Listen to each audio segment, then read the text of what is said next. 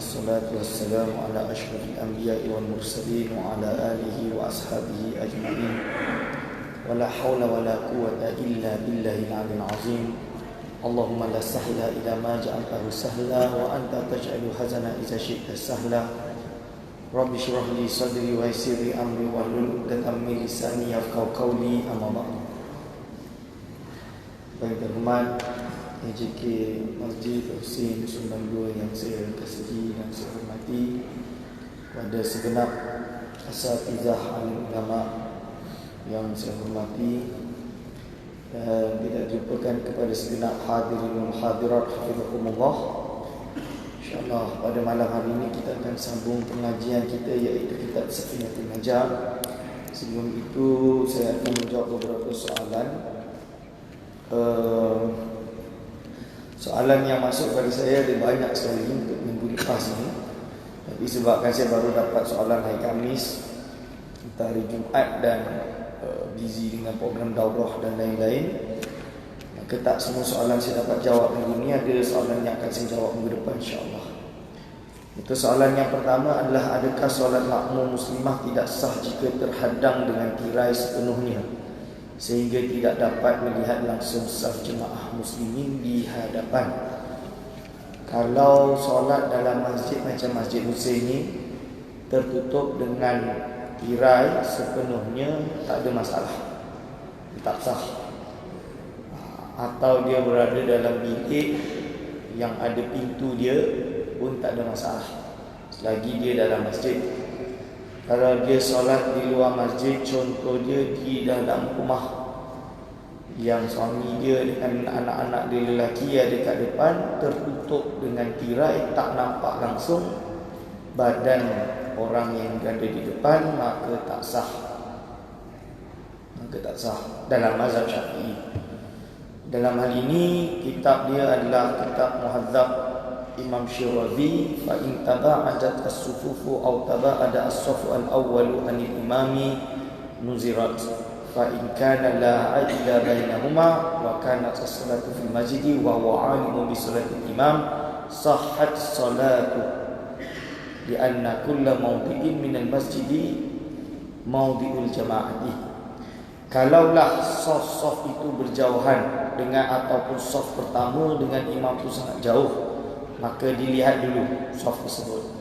Kalaulah tidak ada hail, tidak ada penghalang antara keduanya, dan solat di dalam masjid tersebut tahu dengan pergerakan imam, maka sah solat tersebut, kerana semua tempat tadi dianggap tempat yang ada dalam masjid dianggap tempat berjamaah.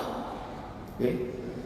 Fa in kanat as-salatu fi masjid, kalau solat tersebut ada dalam masjid, yang kana ahaduhuma fil masjid wal akharu fi alal satrihi aw fi baitin lam yadurrah in kana fi ghairi masjidin nadirat. Fa in kana al-ha'ilu yamna'ul istitra' wal musyahadah lam tasih salatuhu. Kalau adanya solat tersebut dalam masjid dan salah satu daripada dia di dalam masjid dan satu lagi kat luar atau atas atap atau berada dalam rumah, tak ada masalah, dengan syarat dia tahu pergerakan imam. Wa in kana fi ghairi masjid, kalau berada pada selain masjid, maka kita tengok, kalaulah hail tersebut, penghalang tersebut menghalang untuk dia jalan menuju imam dan tak nampak, maka tak sahlah solat tersebut. Okey, maka tak sahlah solat tersebut. Jadi kalau di luar masjid tak sah. Soalan nombor 2, apakah tindakan yang seharusnya dilakukan jika sekiranya makmum yang datang kemudian untuk menaikkan solat isyak telah tanpa sengaja mengikuti imam yang sedang melakukan solat maghrib, disebabkan imam tersebut sedang menyempurnakan jamak takhir? Adakah makmum perlu untuk mufarakah kerana perbezaan jumlah rakaat, atau makmum dan imam, atau solat makmum itu diterima namun perlu menambah satu lagi rakaat tambahan? Ini ada pada kelas yang minggu lepas. Kelas minggu lepas pembahasan dia apa? Iaitu kalau makmum tak kisah perbezaan rakaat, tidak menjadi masalah. Yang penting dia kena nazmu, dia kena sama, dia punya cara solat dia kena sama. Dalam kitab Safinatul Najah sendiri, iaitu Nailur Raja syarah dia, wa ayyatawafaqa nazmu salatihima. Dia kena sama dengan cara solat keduanya kena sama. Maksud dia apa? Iaitu tawafuqun nazmi salatil imami wal ma'mum fil af'ali zahirati wa in ikhtalafa fil adadi aw niyati. Jadi apa? Iaitu kena sama antara solatnya imam dan makmum pada pekerjaan solat yang zahir tersebut, walaupun terjadi perbezaan di dalam adat jumlah rakaat atau dalam niat. Niat dia makmum nak solat biasa, dia niat solat jamak. Fala tasihu maktubatun khalfa kusufin bi fi'li bi qiyamaini wa ruku'aini au janazah kadza al-aqs. Maksud dia apa? Tak sah solat maktubah, solat 5 waktu di belakang orang yang solat kusuf. Kusuf tu solat yang gerhana. Kerana apa? Kerana gerhana itu adalah biqiyamain, dengan cara 2 qiyam. Wa ruku'ain, dengan 2 rukuk. Au janazah, atau solat jenazah. Jadi juga sebaliknya. Na'am yasihu al-ibtida'u inda Ibn Hajar. Menurut Ibn Hajar sah pada akhir takbiratul janazah baru boleh. Wa ba'da sujudi tilawati wa syukri, itu baru boleh. Wa khalafa Ramli kata tak boleh. Wa kadza fi qiyami as-sani ma'a rakat as-saniyati min al-kusuf indahuma. Dua-dua sepakat tak boleh kalau kusuf dan lain-lain. Okey? Jelas soalan tersebut. Lalu jamak takhir mana yang afdal? Solat asar dulu baru zuhur atau zuhur dulu baru asar? Saya tak sempat cari jumpa, cuma memang saya ingat ada dalam buku guru saya yang tulis kat Indonesia. Dalam ni dia kata al-afdal adalah kena tertib afdal, tak wajib, tapi afdal. Cuma saya belum sempat cari, dia mungkin lagi kitab yang lebih besar, tapi ada ke maktub kat situ. Lalu soalan kelima, kita dah niat jamak takhir dan qasar. Bila kita berhenti untuk solat di tempat tu orang sedang jemaah. Jadi kita terus niat mengikut imam dan jamak tamam, bolehkah? Sedang tadi di awal waktu kita berniat jamak dan qasar, tak ada masalah. Kerana apa? Niat yang pelajaran yang ada pada minggu lepas, iaitu niat tamam ataupun qasar, itu berada pada niat solat sholli fardhu, bukan niat untuk jamak. Yang kena niat pada sebelum, pada waktu jamak takdim tu, kita nak jamak takhir, kena niat sebelum tu adalah untuk jamak takhir. Okay. Selesai berjamaah, kita sambung solat kedua dengan niat jamak dan qasar. Bolehkah ustaz sedang solat pertama kita solat jamak sahaja? Boleh. Iaitu niat solat jamak saja, tak qasar, tak ada masalah. Iaitu selesai solat jemaah, kita sambung solat kedua dengan niat. Maksudnya solat jemaah tu dah habis sembahyang. Macam tu. Saya pun tak faham. Kita bersambung solat kedua dengan niat jamak dan qasar. Sambung tu maksudnya dia berhenti, dia salam lah. Kalau sambung terus tak boleh lah. Bolehkah ustaz sedang solat pertama kita solat jamak sahaja? Ni soalan dia, saya tak faham. Inti dia kalau dia makmum kepada imam tersebut, dia niat jamak, imam tak niat jamak, habis solat, lepas tu dia habiskan solat dia, lepas dia sambunglah jamak, itu tak ada masalah. Tapi maksud dia kalau imam tadi solat tamam and then dia nak solat qasar, tak boleh lah. Kerana Allah yaqdiya bimutimin fi juz'in min salatihi, yang minggu lepas. Soalan 2 ni tak clear. Soalan selanjutnya, boleh ke makmum niat sekadar aku mengikuti imam kerana Allah Ta'ala sahaja? Jawapan dia tak boleh.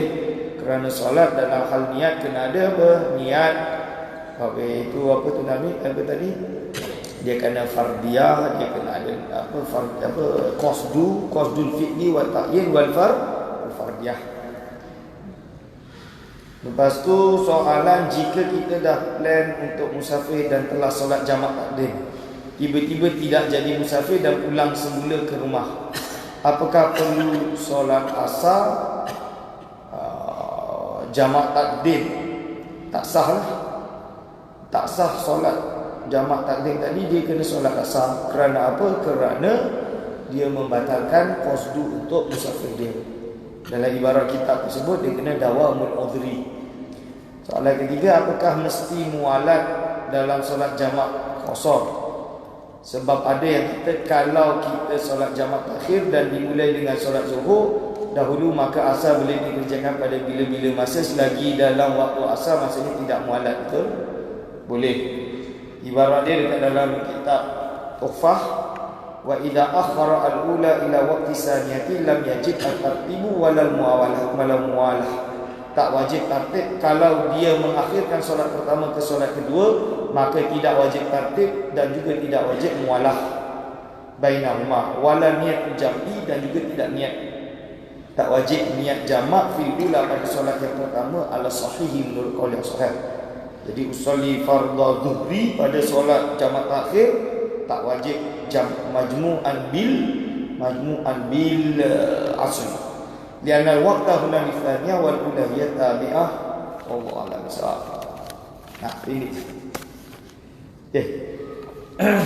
Kita sambung kelas Safinatul Najah kita. Sampai mana last?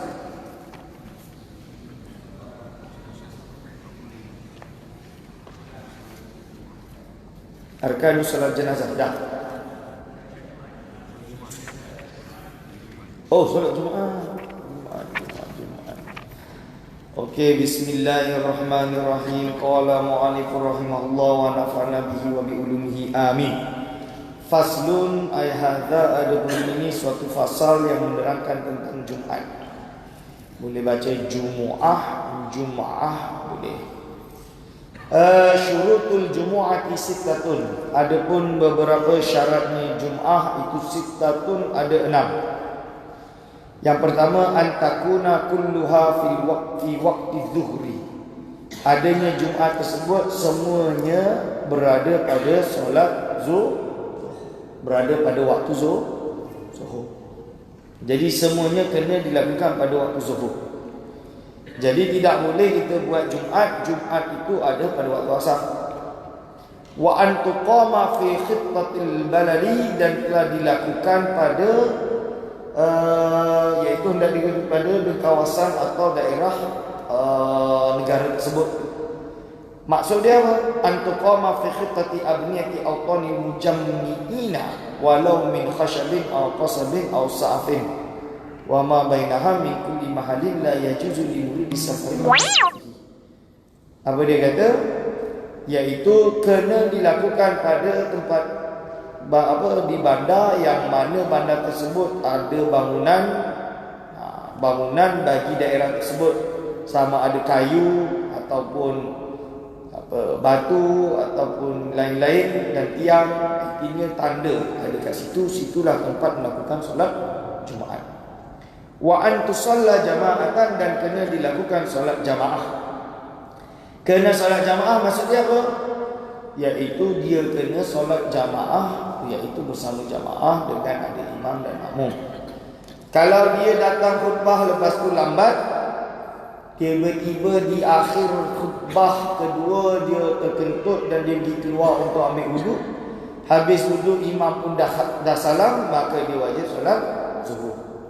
Yang dia tak dosa lah, kerana dia telah menghadiri Jumaat, cuma ada uzur.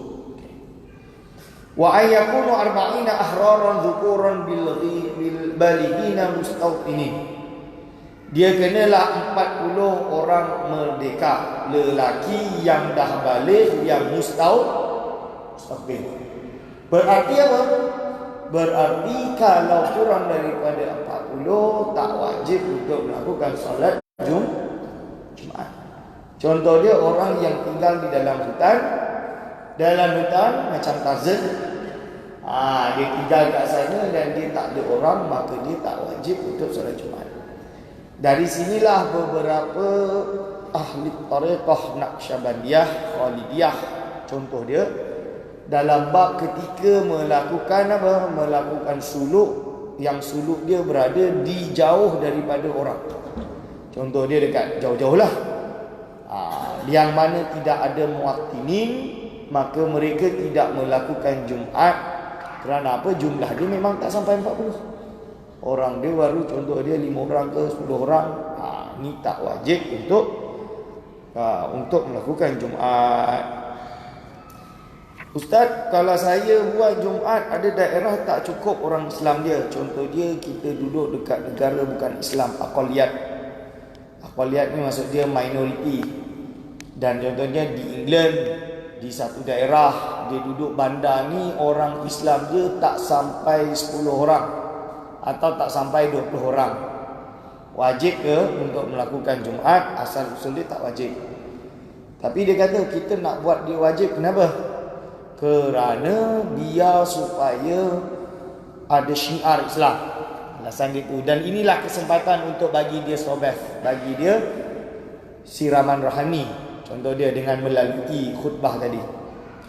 Jawapan dia apa? Dalam mazhab Syafi'i boleh kita pakai pendapat dalam mazhab Syafi'i sendiri yang dikarang oleh yang berupa kaul qadim atau juga salah seorang ulama besar, nama dia siapa? Syekh Khatib Minangkabawi. Khatib Minangkabawi dia ada satu kitab tentang harusnya melakukan Jumaat walaupun tak cukup 40 orang. Dia kata harus, boleh. Dia ambil riwayat tersebut, bahkan ada yang hadis tersebut diriwayatkan oleh Imam As-Suyuti yang termasuk tergolong daripada mazhab Syafi'i. Ini kes bagi yang aqaliyat. Dari sinilah yang kita selesaikan isu solat Jumaat di Morocco, iaitu di Kedutaan Indonesia, di mana mereka melakukan sembahyang Jumaat di situ. Wa alla tasbiqaha wa la tuqarinaha jumu'atun fi tilkal balad.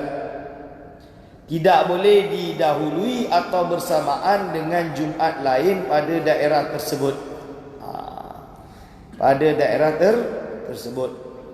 Maksud dia apa? Iaitu tidak boleh di satu daerah ada 2 Jumaat dalam mazhab Syafi'i. Ini berdasarkan dari mana?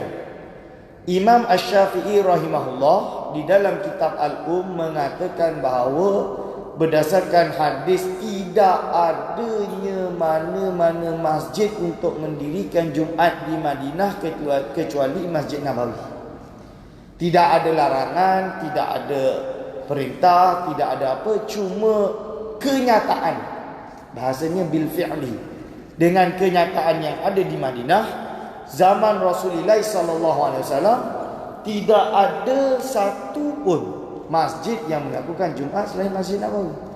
Atas dasar ini Imam Syafi'i rahimahullah dalam kitab mengatakan bahawa tidak boleh mendirikan Jumaat selain daripada masjid, satu masjid sahaja. Dan masjid yang dihitung apa? Iaitu masjid yang pertama sekali takbiratul ihram. Ini cara nak hitung takbiratul ihram untuk solat Jumaat. Berarti masjid yang kedua, kalau dia terlambat maka dia kena solat apa? Solat zuhur. Kalau dia solat Jumaat dia tidak dianggap dalam mazhab Syafi'i.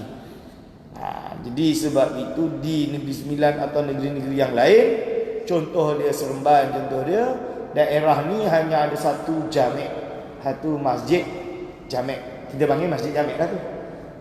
Masjid untuk diri Jumaat. Kalau dia nak bina lagi, kalau menurut Datuk Mufti lah, dia bagi tahu saya kena 3 km takriban, katanya macam tu. Saya pun tak tahulah, tu kena kira sendirilah dari pihak sana. So itu atas dasar itu tak boleh ta'addudul Jumaat. Dari sini juga ada yang mentohmah orang-orang di kalangan Tariqah Naqsyabandiyah. Contoh dia, bila setelah solat Jumaat dia melakukan solat zuhur. Dia yang kata ini berarti apa? Tarikat ni menolak kononnya Jumaat ini tak sah. Dalam arti menolak Jumaat boleh menggugurkan kewajipan solat zuhur. Dia kata macam tu. Walhal jawapan dia apa? Jawapan dia kerana apa? Kerana Imam Ar-Ramli dalam kitab Nihayatul Muhtaj dia cerita panjang tentang ta'addudul Jumaat. Contoh dia, kalau kita berada di mana? Berada di KL, Kuala Lumpur. Kuala Lumpur ni masjid kat mana-mana banyak masjid. Ini masalah dia. Gombak tak ada susah. Rumah saya je Gombak. Jalan sikit masjid, patah sini masjid, situ masjid. Semua tu Jumaat. Yang ni kata tak, ini daerah Selangor kerana ni jaiz. Tapi tak sampai berapa kilometer dah ada wilayah punya masjid. Tak sampai 5 minit. Kalau drive tu tak sampai 2 minit. Dah sampai dah. Ini macam mana? Ini yang menyebabkan boleh baca dalam kitab Tanwirul Qulub di bahagian solat Jumaat. Dalam tu dia jelaskan panjang kenapa ahbab tarekat Naqsyabandiyah melakukan solat zuhur setelah solat Jumaat. Ada sebab dia. Wa ayyataqaddama khutbatan, dan dia kenapa kena terdahuli pada solat Jumaat tersebut 2 khutbah, iaitu kena ada 2 khutbah sebelum melakukan solat Jumaat. Maka bila dia sebut tentang khutbah, maka dia pun kena terangkanlah apa itu khutbah. Faslun, arkanul khutbataini khamsatun, adapun rukun-rukun untuk khutbah 2 ada 5. Yang pertama adalah hamdulillahi fihima.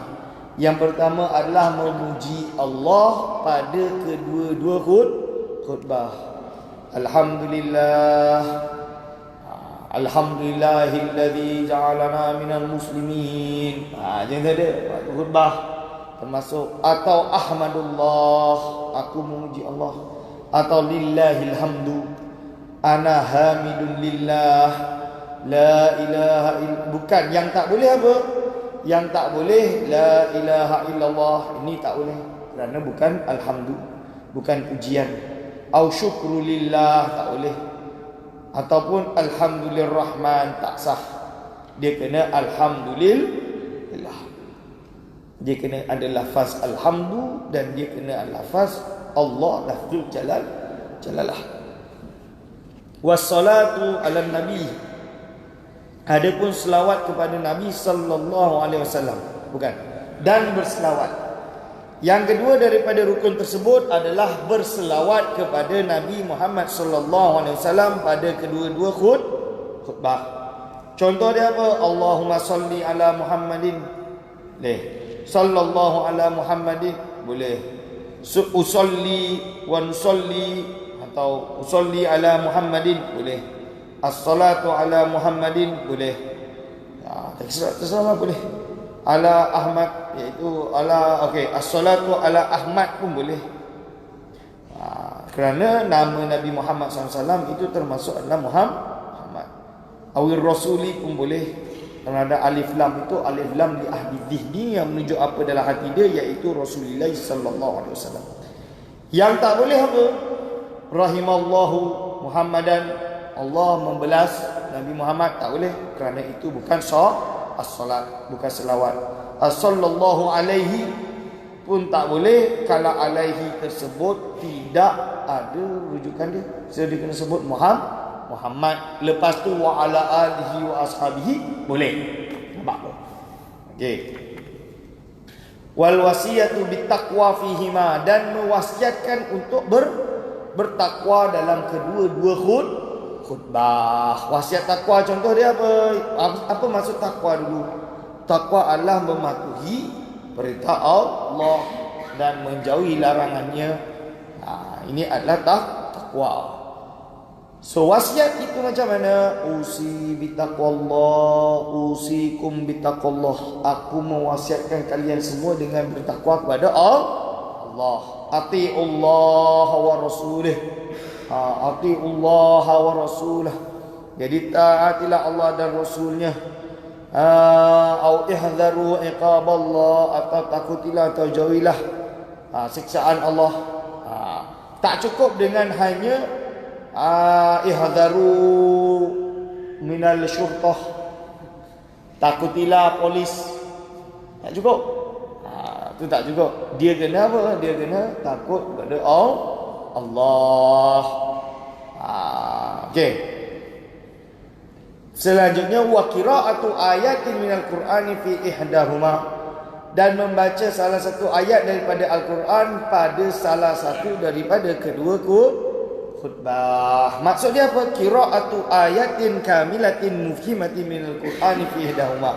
Syaratnya dia kena membaca satu ayat yang sempurna, mufhimatin, yang dapat memberi kefahaman daripada Al-Quran fi ihdahuma, dalam salah satu daripada kedua khutbah. Maksud dia apa? Contoh dia walau satu ayat. Contoh dia ayat yang dia ambil apa? Iaitu Qul huwallahu ahad, Allahu samad. Qul huwallahu ahad, itu dah satu ayat ni. Memberi kefahaman, cukup, boleh. Yang tak boleh apa? Yang tak boleh contoh dia ambil potongan ayat yang tak cukup. Yang tak cukup. Contoh dia apa? Qul huwallah. Qul huwallah apa? Qul huwallah, katakanlah dia Allah. Ada terusan dia? Tak diteruskan. Ini tak boleh, dia kena lengkap. Dan tidak cukup sebahagian ayat kecuali ayat tersebut panjang dan dapat memberi manfaat. Contoh dia di dalam surah Baqarah ada ayat yang panjang. Dia ambil tapi dia potong separuh dan memberi kefahaman. Dalam hal ini Imam Romli mengizinkannya. Khilafan li Ibn Hajar, kalau menurut Ibn Hajar tak boleh. Dia kena lengkap. Okey. Wa du'a'u lil mu'minina wal mu'minati fil akhirati, yaitu apa? Dan berdoakan bagi orang-orang mukmin dan mukminat pada khutbah yang terakhir. Akhirnya dia doakan, iaitu doa macam mana? Doalah yang pada akhir. Contoh dia yang kita tahu, kalau kita solat di Jumaat di masjid-masjid di Negeri Sembilan, maka ada doa kepada yang diberikan kepada orang-orang mukminin wal mukminat wal muslimin wal muslimat al ahya'u minhum wal amwat.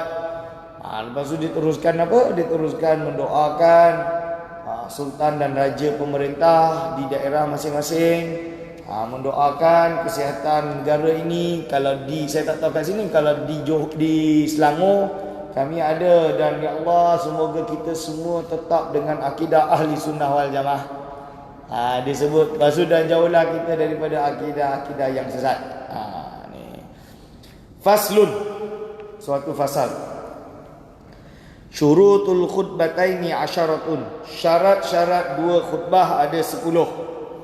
Syarat-syarat dua khutbah ada 10. Yang pertama, at-taharatu anil hadasaini al-asghari wal akbari, yaitu bersuci dari dua hadas yang kecil dan yang besar. Suci dari dua hadas yang kecil dan yang besar. Maksud dia apa? Suci dari hadas kecil dan besar, iaitu suci tidak dalam keadaan sama ada dia itu junub ataupun dia tidak ada wuduk. Berarti khatib kena suci dalam dua perkara ini, iaitu dia kena suci. Disebut taharatul khatibi anil hadasil asghari wa hadasil akbar. Baru boleh jadi khatib. Wa taharatu anin najasati, dan dia kena bersih juga dari najasah fi thawbi, pada pakaiannya, wal badani, dan pada badannya, wal makani, dan tempat. Jadi pakaian khatib tu kena bersih, tempat tu kena bersih, tongkat yang dia pegang pun kena bersih. Semua tu kena bersih, tidak boleh pegang najis. Wasatrul aurati, dan menutup aurat, iaitu dia tidak boleh menutup aurat. Faham? Tidak boleh membuka aurat. Wajib untuk tutup aurat bagi khatib. Wal qiyamu alal qadiri, dan berdiri bagi yang mampu. Berarti khutbah kena berdiri. Kalau khutbah duduk, duduk, kecuali dia dah sakit. Faham tak? Dah sakit tak boleh buat apalah. Wal julusu bainahuma fawqa tuma'ninatin, dan dia kena duduk antara dua khutbah. Setelah dua khutbah, okey, dia duduk. Dia duduk, contoh dia waktu itu maqam istijabah untuk berdoa. Contoh dia itu adalah qul qiyamu 'alal qadiri. Wal julusu bainahuma fawqa tuma'ninatin, tuma'ninati solat dah. Lalu wal muwalatu bainahuma, dia kena mualah baina khutbatain. Al-mualatu bainal khutbati al-ula wa khutbati as-saniyati wa baina arkanihima, bi alla yatula faslun bima la ta'alluqa lahu bima wa bima yablughu qadra rak'ataini bi akhafi mungkin. Iaitu apa? Dia tidak boleh ada benda yang pisah, ada benda yang terjadi memisah antara dua khutbah yang terlalu lama. Contoh dia lama sangat, tak boleh. Wa antakuna bil arabiyati, dan dia kena solat khutbah tersebut bil arabiyati dengan bahasa Arab. Dia kena buat tersebut dengan bahasa Arab. Lalu jawapan dia apa? Wa hal yujzi'u wa in lam yafhamuha kal arabiyati aw la qaulani ammal ayatu fayati bima marra fi fatihati.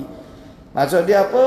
Dalam hal ini, kalau contoh dia orang yang tak faham, maka dalam hal ini apa? Ada dua kaul. Satu kaul mengatakan sah, al-awwalu yujzi'u wa in lam ya'rifha al-qaum. Menurut kitab Minhajul Qayyim sah. Asani yujzi'u bi syarti yufhimaha al-hadirun. Yang kedua adalah berarti hanya boleh sah kalau dengan syarat mereka memahaminya hadirun. Majoriti orang yang hadir itu faham. Ustaz, kita ada bahasa Melayu kenapa? Ya, tapi kan kita ada bahasa Arab juga. Kan? Bahasa Arab. Jadi ada termasuk daripada dua khutbah itu menggunakan bahasa Arab. Wa ayyusmi'aha arba'ina, dan dia kena cakap atau bagi khutbah sekiranya 40 orang mendengarkan. Ini kena isma'. Tak boleh khutbah tapi tak sampai 40 orang dengar. Contohnya yang dengar hanya 3 baris kat depan sahaja, atau 2 baris kat depan yang jumlah dia tak sampai dengan 4. Cari kebelan. Alhamdulillah. Alhamdulillah ilani. Macam tu dia. Ini tak boleh. Dia kena kuat. Jadi orang-orang yang macam saya suara dah habis ni tak bolehlah jadi khatib. Tak boleh jadi khatib. Okey. Wa antakuna kulluha fi waqti dhuhri. Semua ini perlu dilakukan pada waktu zuhur. Berarti apa? Ada orang khutbah sampai masuk waktu asar. Tak sah lah. Jangan cakap tak wujud. Saya ada dekat Mesir pernah sembahyang kat Masjid Al-Ma'in, Masjid Walidain kat Mesir. Dia khutbah tu 2 jam.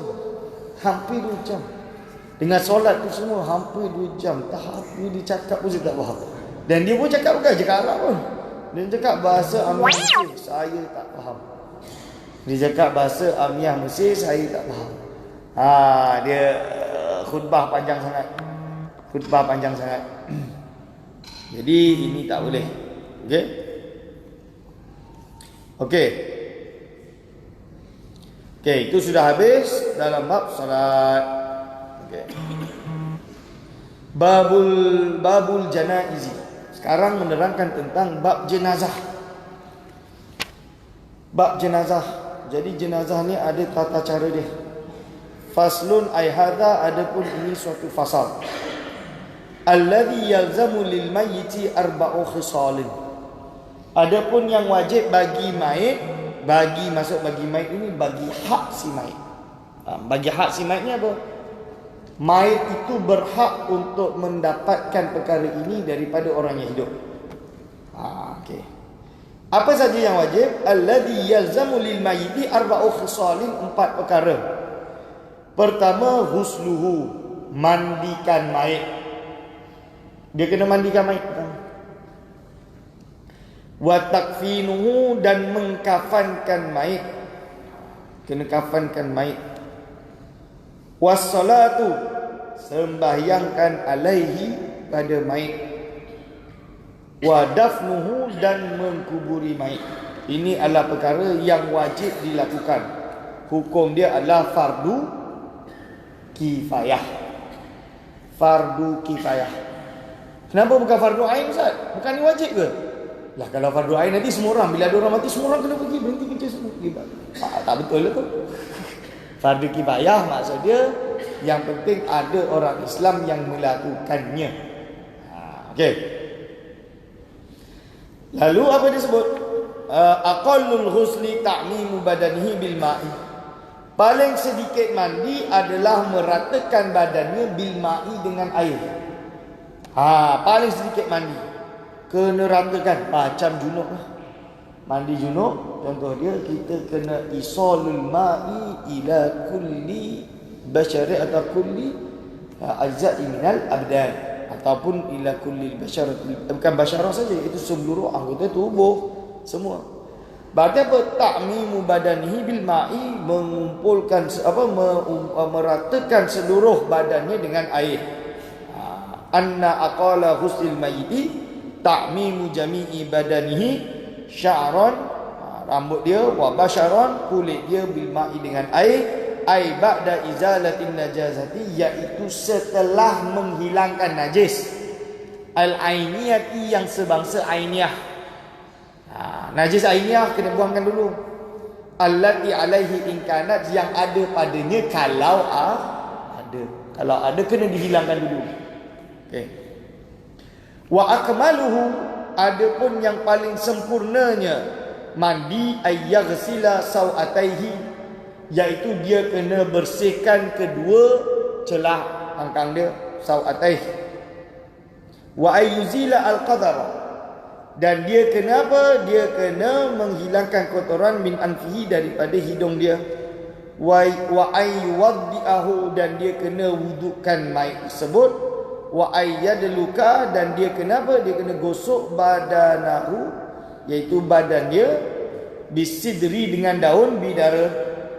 Wa ayyasubba al-ma'a alaihi salasan, dan dia kena apa? Dia kena siramkan dengan air padanya sebanyak tiga kali. Jadi apa? Jadi dalam hal ini dia kena pertama basuh kedua celah kangkang tu. Kubur dan dubur tu dia kena bersihkan. Dia kena bersihkan, keluarkan semua kotoran. Lepas tu dia hilangkan semua kotoran yang ada kat hidung dia, lepas tu wudukkan dia. Dan lepas tu dia kena tadlik badan dia dengan daun bidara. Gosok dengan daun bidara. Wa ayyasubba al-ma'a alaihi salasan, dan dia siram. Ini adalah kesempurnaan dalam memandikan mayit. Kesempurnaan memandikan mayit. Faslun, suatu fasal. Aqallul kafani, paling sedikit kafan. Kafan ni apa? Kafan ini adalah kain yang digunakan untuk membalut mayit dan tanam. Agama kita tidak mengizinkan untuk membakar mayit. Faham? Bukan dijadikan debu, tapi kena ditanam. Kalau negara yang tak cukup tanah, Ustaz, macam Singapura, tak cukup tanah, dia nak tumpang Malaysia tak boleh. Ni macam mana? Maka kubur dia buatlah bertingkat-tingkat. Bertingkat-tingkat tu maksud dia apa? Korek ke dalam. Buat bagi bertingkat-tingkat. Yang penting kena tanam sampai ke dalam. So, untuk tanam ni dia kena pakai kafan dulu. Aqallul kafani, paling sedikit kain kafan itu saubun, pakaian, ya ummuhu, yang menutupi semua dia.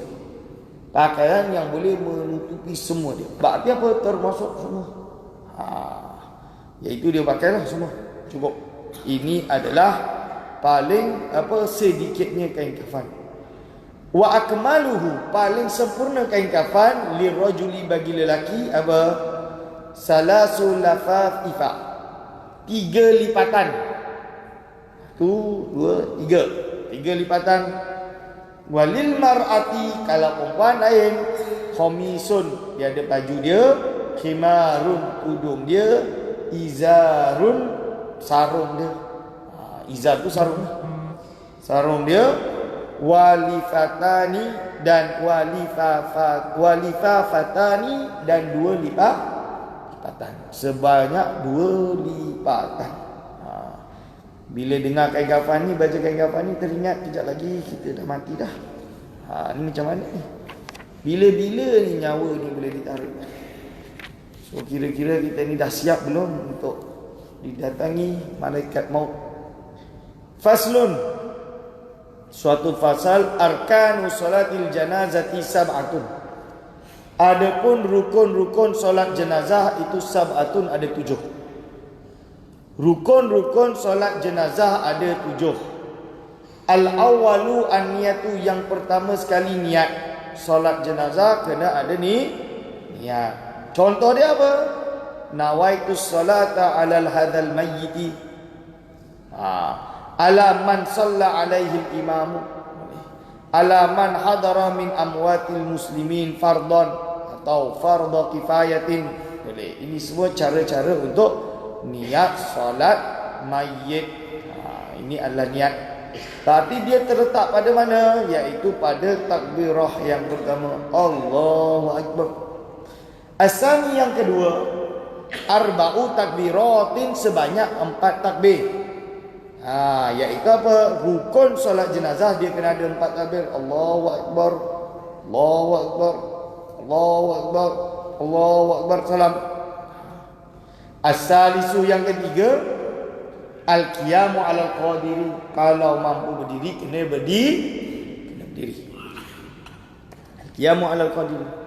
Ar-rabi'u yang keempat, qiraatul Fatihati, iaitu membaca surah Al-Fatihah, iaitu kena baca Al-Fatihah. Ini apa? Iaitu qiraatul Fatihati ba'da ihda takbirati walau zaidatan. Jadi asal usul membaca Fatihah boleh dilakukan mana-mana salah satu daripada 4 takbirat, walaupun lebih. Wal aula, tapi yang lebih aula, kaunuha ba'dal ula, adanya dilakukan setelah takbir yang pertama. Faham? Setelah takbir yang pertama. Al-khamisu yang kelima, as-salatu ala nabi sallallahu alaihi wasallam ba'da saniyati, iaitu berselawat kepada Nabi Muhammad sallallahu alaihi wasallam ba'da saniyati, setelah takbir yang kedua.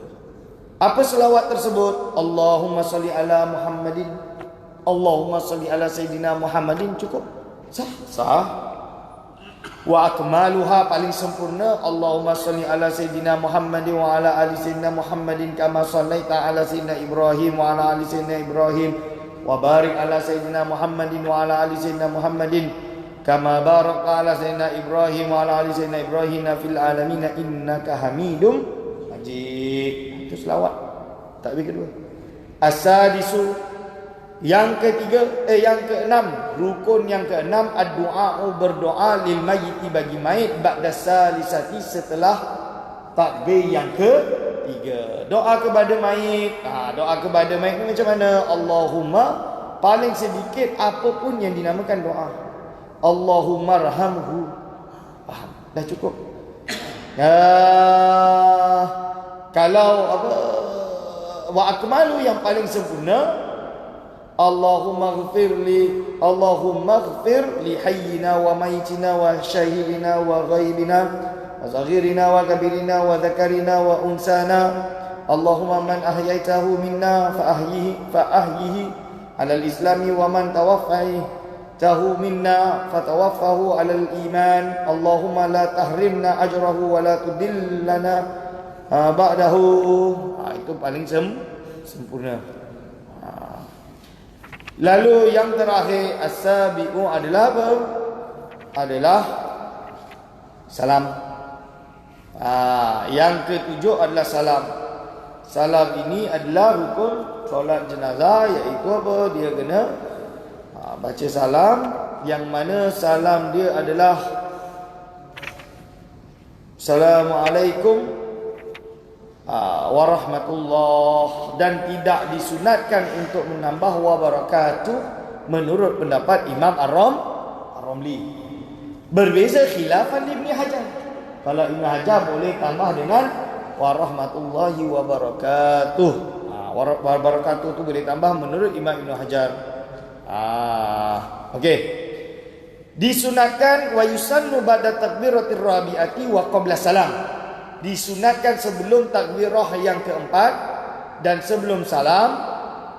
Setelah takbiratul keempat. Jadi yang keempat Allahu Akbar, sebelum salam baca apa? Allahumma la tahrimna ajrahu wa la taftinna ba'dahu waghfir lana wa lahu. Ini adalah yang disunatkan. Okey. Selesai solat jenazah, faslun, fasal menerangkan tentang kubur. Kubur. aqallul qabri, adapun paling sedikitnya kubur, paling sedikitnya kubur hufratun, iaitu satu lubang. Hufratun adalah satu sejenis lubang lah, satu lubang. Ini disebut apa? Suatu lubang. Hufratun berarti suatu lubang, taktumu raihatahu, yang dapat menutup atau menghalang baunya mayit. Wa tahrusuhu, dan menjaga mayit tadi apa? Minas sibai, daripada binatang datang makan. Jadi kalau contoh dia kita korek lubang sikit macam ni je. Kita letak mayit ni, letak tanah, tengok-tengok besok dah ada binatang korek dah curi. Faham? Mayit tersebut, atau dah gigit, dah makan dah daging mayit tersebut. Itu tak boleh lah. Jadi kena korek bagi dalam. Okey. Apa disebut? Wa akmaluhu, adapun paling sempurna daripada lubang tersebut adalah qamatun wa bastatun.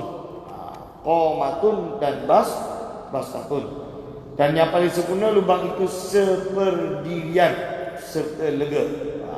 Satu diri dan lega. Ini qamatun wa bastatun. Boleh. Cukup. Tak ada sempit sangat. Wa yuda'a khadduhu 'alal ardi, dan dia meletakkan pipi mayat atas debu tanah. Khaddu apa? Ayuda'a khadduhu 'alal ardi, pipi atas tanah. Wa yajibu tawjihuhu ilal kib, wajib untuk menghadapkan mayat tersebut menuju menghadap kiblat. Okey. Jelas untuk menghadap kiblat. Lalu faslun, suatu fasal, yumbashu al-mayyitu li arba'i khisalin. Sekarang menerangkan tentang apa? Nabshul mayyit. Apa itu nabshul mayyit? Iaitu korek mayat. Bila kita boleh korek balik mayat? Zaman sekarang ada orang nak curi mayat ni. Ini macam mana? Tujuan nak digali balik mayat tersebut. Faslun, yumbashu al-mayyitu, iaitu dikoreklah mayat atau boleh untuk mengkorek mayat di arba'i khisalin, kerana ada 4 sebab atau 4 keadaan. 4 perkara ini menyebabkan kita boleh korek. Lil husli idza lam yataghayyar, untuk mandikan dia, idza lam yataghayyar, okey, kalau dia tidak berubah. Iaitu apa? Maksud dia mayat tersebut dah tanam kalau belum dimandikan. Contoh dia, ada orang ada mayat, dia takut sangat, dia pun pakaikan kapan terus tanam. Sekali datang Tok Mudin. Tok Mudin ni? Tok Mudin betul? Bukan? Mudin tu apa? Oh sudah, sorry. Ya. Saya tak tahu. Tok Mudin lah. Apa yang tukang jaga mayat ni apa? Tukang mandikan mayat? Bilal. Tak ada salah apa-apa. Kalau kat Indonesia, nama dia apa? Ada nama dia. Tukang mandi mayat. Kan Tok Mudin lah, saya ingat Tok Mudin. Terbalik. So dia apa tugas dia? Jadi datang-datang dia kata, mana mayat tadi? Aku dah tanam. Aku macam mana? Tak boleh. Kena korek balik. Korek balik untuk dimandikan. Kerana apa? Annahu yumbashu al-mayyitu minal qabri wujuban. Sesungguhnya wajib untuk mengkorek mayat tersebut. Wajib li ajli huslihi, tujuan dia untuk memandikan mayat tersebut. Idza dufina, kalau dia ditanam bila huslin, dengan tanpa mandi. In lam yataghayyar, selagi dia tidak berubah. Contoh dia apa? Dah berubah, maksud dia apa? Dia dah hancur, contoh dia. Dia nak mandi, rosaklah kat situ. Ini dah tak boleh. Wa misluhu at-tayammumu haitsu tuliba, dan sesamanya adalah bertayamum, iaitu mentayamumkan mayat tersebut haitsu tuliba, kalau itu yang dituntut. Maksud dia, contoh dia tidak ada air. Walitaujihi ilal kiblati, dan kerana untuk menghadapkan mayat tersebut menghadap kiblat. kerana dia ditanam balik macam ni atau lurus macam ni. Contoh dia. Kita boleh korek balik. Oh tadi yang tanam kan tu immature, dia tak tahu, tak pernah buat. So kita ajar dia, korek balik. Korek balik, betulkan wajah dia. Tu. Walil mali idza dufina ma'ahu. Ini tak tahulah kalau ada orang mati dia pergi biar dia contoh dia, ada orang ada agama misalnya yang mana apa? Dia kata dia kena bila dia mati dia nak ditanam bersama atau dibakar bersama dengan harta-harta dia. Kerana harta-harta dia akan ada di the hereafter, kat syurga tu. Jadi contoh dia ada raja dekat China, dia ada askar berapa ratus, waktu dia mati tu dia titahkan, sebelum dia mati dia titahkan semua askar-askar dia berapa ratus tu untuk dibunuh juga waktu itu. Kerana apa? Nanti kat syurga biar dia ada siap dah ada askar. Belum lagi harta dia, isi dia semua. Contoh dia. Kalau kita tak, ada orang pergi letak duit, siapa tahu nanti bapa aku nanti kat sana boleh dia rasuah malaikat maut, malaikat mungkar nakir ke. Contoh dia, kita korek balik ambil duit tu. Korek balik ambil duit tu. Wa in qalla, walaupun sedikit. Sama ada harta itu mintir katihi, daripada harta tinggalan dia, auli ghairihi, atau daripada orang lain. Wa in lam yatlubhu, walaupun tidak ada orang yang meminta dia, korek balik. Malam yusamih, kecuali orang dah, selagi orang dah, kalau orang dah bagi tak kisahlah. Kalau ada orang tuntut, duit tu tadi mana? Ini kira terkah, tak cukup RM1. Sekali anak dia kata, tak ada, tadi letak dekat papa punya poket. Dia kata macam tu, kenapa? Mana tahu papa nak beli gula-gula. Contoh dia, mana boleh, ni terkah, korek balik. Korek. Contoh dia, korek balik, ambil. Terkah tu apa? Terkah adalah harta tinggalan. Harta tinggalan. Walil mar'ati, dan bagi perempuan, idza dufina janinuha ma'aha wa amkanat hayatuhu. Dan bagi mayat perempuan boleh kita korek apabila ketika dia ditanam dia ada janin, yang mana janin yang dia pegang tu ada kemungkinan masih hidup. Contoh dia, kalau okey. Faslun, terakhir sebelum kita tutup bab yang panas ni, tentang isti'anah. Kerana apa? Bab solat dah nak habis. Bab solat dah habis. Jenazah adalah bahagian daripada solat kadang-kadang. Kenapa? Kerana ada solatul jenazah. Lepas ni dah tak ada dah bab solat. Bab solat paling lama kita 10 pertemuan bab solat saja. Ni pertemuan ke-10. Kejap lagi tinggal berapa pertemuan? Patutnya ada 5. Tapi kita boleh khatam insya-Allah sebelum 5 pertemuan. InsyaAllah kita boleh khatam sebelum 5 pertemuan. Bismillahirrahmanirrahim. Faslun, fasal. Al-isti'anatu arba'u khisalin. Menolong. Isti'anah tu adalah pertolongan atau menolong dalam ibadah. Ini ada 4 jenis. Pertama, mubahatun, yang mubah. Mubah apa? Iaitu menolong pertolongan yang mubahah. Mubahah itu adalah yang harus. Yang kedua, khilaful aula. Wal khilaful aula, dan khilaf aula. Khilaf aula itu apa?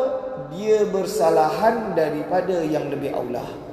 Dia bukan jadi aula. Aula ni yang paling bagus. Jadi dia bukan yang paling bagus. Tapi dia tak sampai jadi makruh. Ini adalah khilaf aula. Kalau menurut definisi kat sini, iaitu apa? Yajuzu fi'luha wa tarkuha, lakin tarkaha aula. Tapi dia atas sikit daripada makruh. Boleh untuk buat dia, meninggalkannya, akan tapi meninggalkan dia lebih aula dia. Okey. Lepas tu yang ketiga adalah makruhah. Makruhatun. Makruhatun berarti yang dimakruhkan. Wa makruhatun ay yajuzu fi'luha, iaitu harus untuk dia buat. Wa tarkuha, dan meninggalkan dia boleh, lakin yatarattabu ala tarkiha intisalan sawabun. Akan tapi kalau dia memang sengaja meninggalkan dia kerana patuh kepada Allah Subhanahu Wa Taala, maka itu adalah pahala bagi dia. Okey. Wa wajibun wa wajibatun, dan wajib. Dalam hal ini ada isti'anah yang wajib. Tak boleh tinggalkan. Isti'anah tu minta tolong. Fal mubahatu, yang harus itu macam mana? Hiya takribul ma'i. Takribul ma'i itu apa? Iaitu datang bawa air. Itu mubah. Mubah saja. Ihdarul ma'i, ihdarul ina'i wad dalwi, dan lain-lain. Wa khilaful aula, isti'anah yang khilaful aula, hiya sabbul ma'i ala nahwil mutawaddi, iaitu apa? Mencurahkan, apa? Mensiramkan air pada orang yang berwuduk. Sesamanya orang yang berwuduk, siramkan dia air. Contoh dia.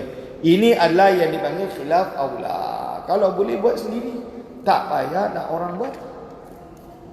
Macam raja. Tak payah. Paling bagus apa? Buka. Sekarang dah ada pipe lah. Zaman dulu apa? Ambil air, siram. Sini sendiri, hidup. Tapi kalau minta tolong apa? Khilaful aula. Khilaful aula je. Khilaful aula. Tak adalah kalau ditinggalkan tu ya tarattabu alaihi sawab, tak. Tapi hanya apa? Hanya aula. Wa makruhah.